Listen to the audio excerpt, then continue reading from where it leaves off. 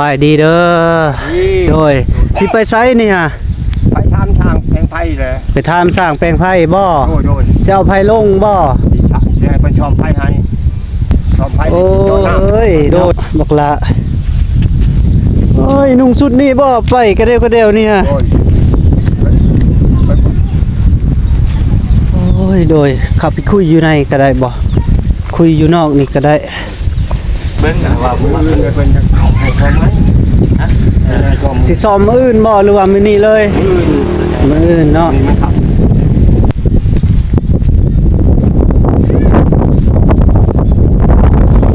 เอาเงินขอบใจเอาในได้เอาขอบใจทุกก่อนทุกยาทุกยาโดยทุกยาซื้อขนมกินเด้อยังอยู่บ่ขนม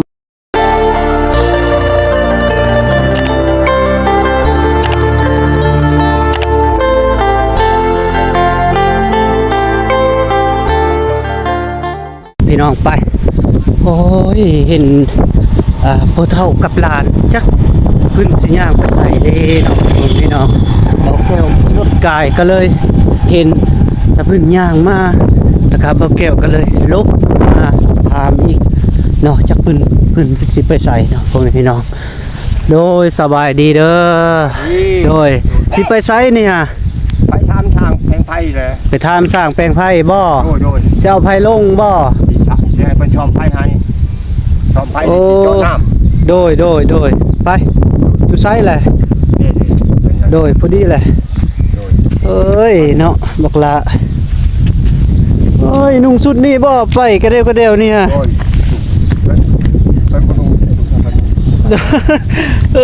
ผู้ลงลุ่มพุ่นก็ได้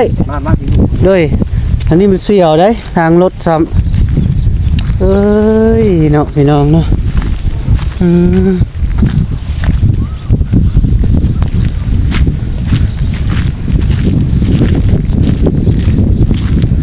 เพิ่นว่าสิเอาไฟลงบ่เบาขึ้นมาเบาลีขึ้นมาบ่โอ้บอกมาเอาไฟจอไฟย้อนตามไปโดยมาบ่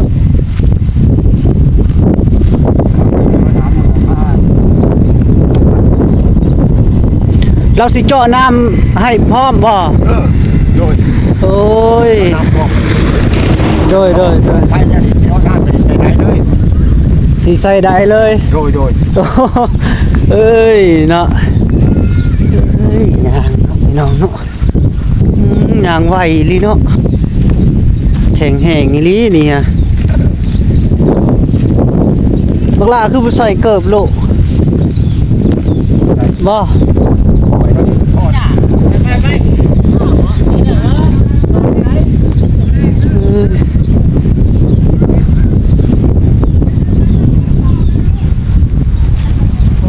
โดยขับไปคุยอยู่ในก็ได้บ่คุยอยู่นอกนี่ก็ได้นั่งมองของนั้นอยู่แล้วอยู่บ่เรามาแน่โดยสบายดีเด้อโดย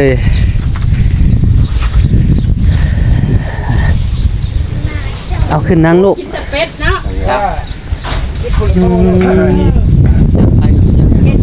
ฮะสั่งไฟกระทุกต่อไปนะโดยคุยน้ำเพื่อนแน่ให้มันใต้ก็ได้ยายถามว่าเขาได้ยังเขาไปตัวนี้จะเข้าสิไปสิเบิ้งแต่ว่ามันเป็นจะให้ชอมไหมสิซ้อมมื้ออื่นบ่หรือว่ามื้อนี้เลยมื้ออื่นเนาะโดยเขามาเจาะน้ำจะไปเบิ้งมันเป็นอะไรมื้อนี่สิมาเจาะน้ำให้เพิ่นก็ยังไม่ได้ยักษ์โง่ราคาเลยโยนบ่เลยบ่เฉพาะว่าแปลงซื้อนะแต่ว่าเอาลงไปให้ปกปุ้มอย่างนี้ต่อโดยซ้อมให้ไปหอนเมืองถ้าปกปุ้มอยู่ซ้อมไม่ได้ก็จังหอนเมืองเลยเช้าโดยมื้ออื่นจึงมาเบิ่งแล้วก็มันเป็นเติมตัวใดนะโดยสิบคนก่อนเขาเป็นยังกูเขายังบ่ได้เฮ็ดสิบคนจักเทื่อว่าบ่มีเงินเซโดย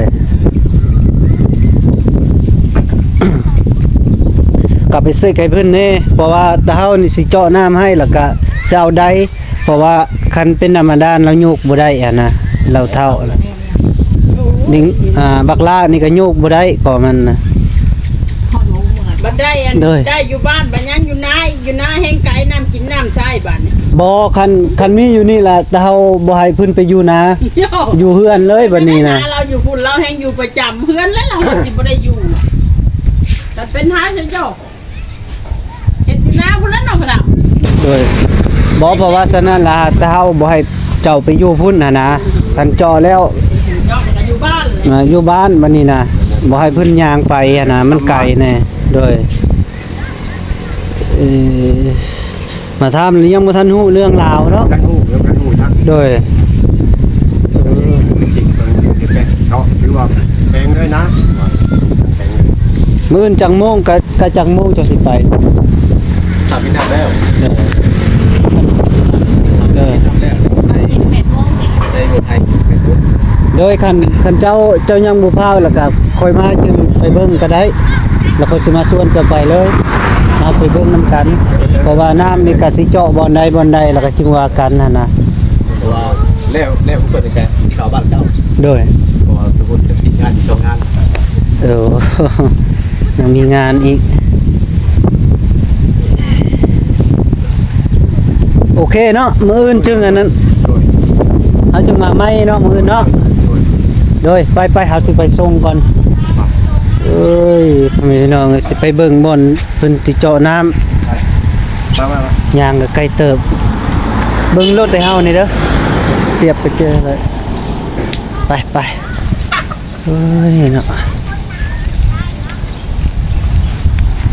บักล่าใส่เกิบเด้อมื้อหน้าเด้อ โดย ไอ้แก้วซื้อให้แล้วยังบ่ใส่อยู่ โดย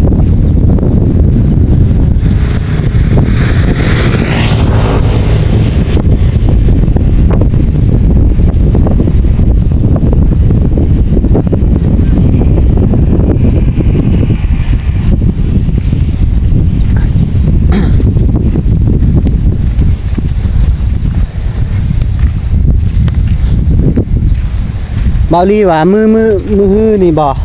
แม่น มือฮื้อนี่สิมาเจาะให้ โอ้ทางมาเจาะ โดย โดยได้คือไปโดยทางมาเจาะได้นะ โดย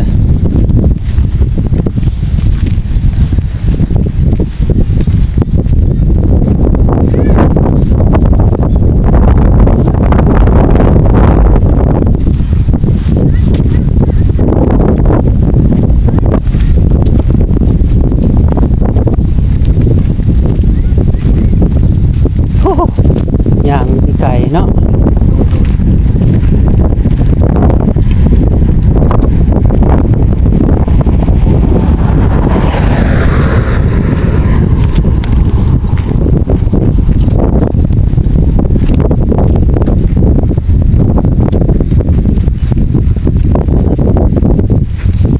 พุ่นลงลุ่มพุ่นลูก ที่มาทางของครับ มันเปรี่ยว มันแคมทางโพดมัน โดย ย่านเอาเลยบาวลี่เรามาจากโมงปะเท่าม าวางกินนี่แหละ เรามาวางกีนี่บ่ โดยพี่คอยยางออกมากับแม่นเราออกเมื่อ โดย คอยยางออกยางมาหนินะ เอ้ยเนาะกินข้าวกินน้ำแล้วบ่ ยังไม่ทันกินจ้ะ กินแล้วบ่บักลา ยังไม่ทันกินยังกินบอก เอ้ยมันมือเบาเอาเบามือบ่เว้าบ่อ้อยเลยเนาะไผมากินนี่ลูกผู้บ่ผู้ได้มาฮะ พอดีจะบอกไปแม่ ฮะ พอดีจะบอกไปนู้นบอกไปนู้นลูกบอกไปนู้น เออ บอกไป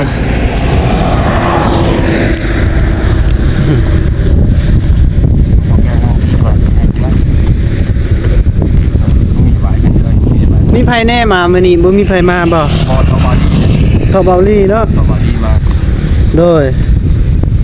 ย่างไปมื้อหน้านุ่งเด้ออันน่ะเสื้ออันน่ะเสื้อโตอ้ายซื้อมาให้อัน โดยโดย เด้อนุ่งแล้วก็ใส่เกิบน่ะเกิบก็ซุบใส่เพราะว่าอ้ายซื้อมาให้แล้วเด้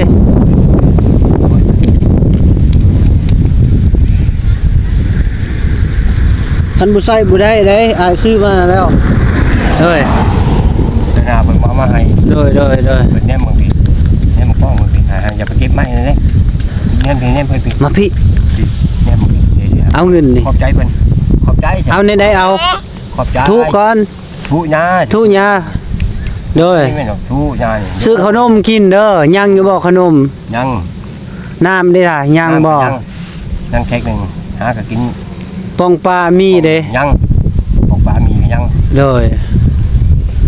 อืม ของปลาเลยหมดเลยซื้อเสื้อไม่เหี้ยอะไร บักลาสิซื้อหยังได้เงินแล้วซื้อหยังฮะ ขนมไว้ชื่อของปลากินจ้ะ บ่เจ้าสิซื้อหยังลูก บอกไปแม่ไว้ชื่อของกินจ้ะของปลากินบอกเพิ่นดูบอกเพิ่นมาให้อีกเลยบอกเพิ่นเด้อ โอ้ยเนาะอืมไผ่นี่มันจักปีแหละเจ้าบ่ได้ใส่นะ หากำลังคุณปีนี่แหละ พ่นปีนี้บ่ โดย มันเป็นในใดมันเป็นน้ำมันหม้อ บอกเป็นอยู่หัวหมดเรา มันเป็นน้ำหัวมันบ่ เป็นไปเบิ่งมันจะเป็นอยู่แล้วเป็นอยู่หัวดับเป็นใช้ อืม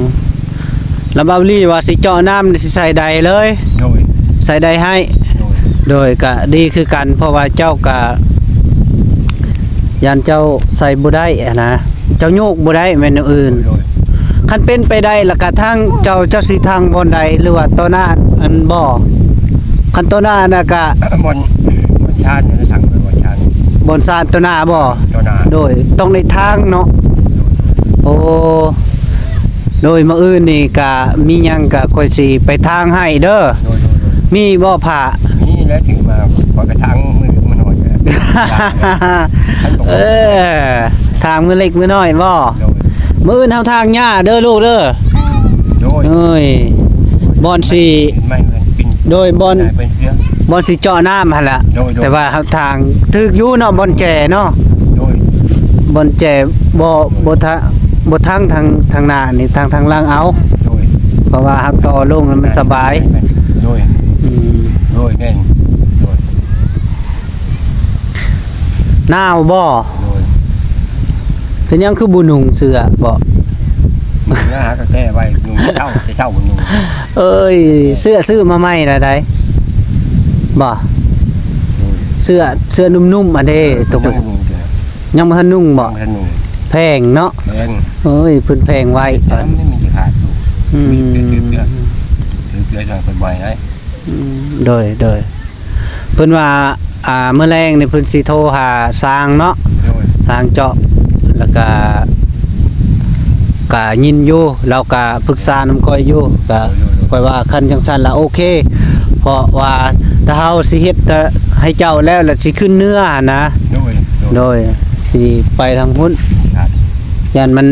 ด้นนะมันเฮิงแล้วก็เฮาก็เลยเฮ็ด โดย ก็เราก็พาเมื่อมื้อนี้นะ โดย เรามาแจ้งข่าวดีเจ้าแล้วก็สิเป็นเราเมื่อเพราะว่าทาง แม่เราบ่สำบาย โดย ไปมุก โดย เลยโอ้ยบักหละ นั่งพี่นายช่วยนั่งพี่นาย อาบน้ำแล้วบ่ลูกอาบอยู่บ่เมื่อวานนี่ อาบน้ำต้มน้ำเขาต้มน้ำอาบน้ำ โดยต้มน้ำอาบเนาะ โดย เออ เอ้ยลมอยู่กลางอยู่หิมทางเลยพี่น้องเนาะเพราะว่ามันเบาแก้วสิมาส่งเพิ่นก็ไกล จ้า แล้วก็อยู่ในบ้านแน่ออมแอมบ้านแล้วก็ให้เพิ่นย่างเมื่อเนาะอย่าแล่นได้ลูกมันไกลทางได้มัน รถกระเชือก ระวังได้ นั่งลูก อืม รถกระเชือก ชื่อบ่ไผนี่ชื่อบ่ พอแก้ว ใส่บ่ไผ ผักไผบ่เจ้าคือฮู้ปักไผหลักไผหรือปักไผหลักไผมันว่าอยากออกว่าปักไผ ปากไป เจ้าเมื่อพุ่นบ่ปักไผเจ้านี่ฮะ ได้เอาได้ เอาบ่ ได้ใหญ่เติบ เอาบ่ได้ใหญ่เติบ นั่งไหว้เพิ่น มีไก่เหรอ นั่งไหว้เพิ่น เอออันนี้ว่าจะทอดเอาเมื่อได้บ่ ทอดได้ ทอดบ่ได้คอยยังน้อยเด้อว่าจังซั่นเด้อ ก็ยัง บักลายังน้อยเด้อ คนน้อยยังน้อยถอดบ่ได้ เออ ถ้าคนไม่ชอบไฟใหญ่น้อยได้ น้อยบ่ คนตัวใหญ่นั่นนะ คนเอาตัวใหญ่บ่ ตัวมีกูเจ้านะ บ่มีกูเซา โดยบักละอานาเจ้าอันเดอร์มื้อเจ้ากินยาเด้อมื้อแรงเด้อยินบ่ กิน กินอยู่บ่ กินตลอด เบิดละ ยัง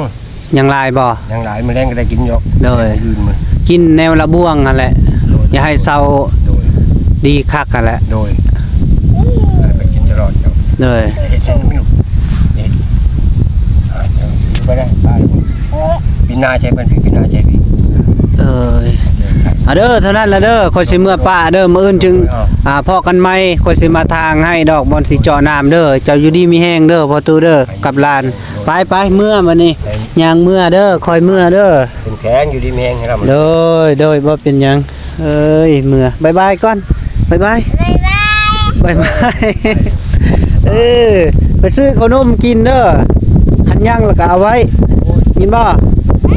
คันขนมย่างแล้วบ่ซื้อจะเอาเงินไว้เด้อ